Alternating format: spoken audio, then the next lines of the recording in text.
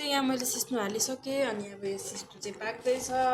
अरूहरूले चाहिँ सिस्नुमा तेलहरू पनि हाल्दो रहेछ, तर म चाहिँ तेल हाल्दिनँ। यसरी आलु बोइल गरेर सिस्नु हालेर सिस्नुलाई पनि बोइल गर्यो, लसुन हालेर चाहिँ नुनहरू हालेर फिर्केलाएर त्यतिकै खान्छु। त्यस्तो सादै मिठो हुन्छ तेल हालेको भन्दा चाहिँ। अहिले चाहिँ मेरो सिस्नु लगभग रेडी भइसक्यो। अब यसमा लसुन हालेर फिर्केलाउनु मात्रै छ। दामी पाकेछ, किनभने आज सिस्नुलाई पनि मैले सिटी लगाइदिएको नि त, अन्त छिटै पाक्यो।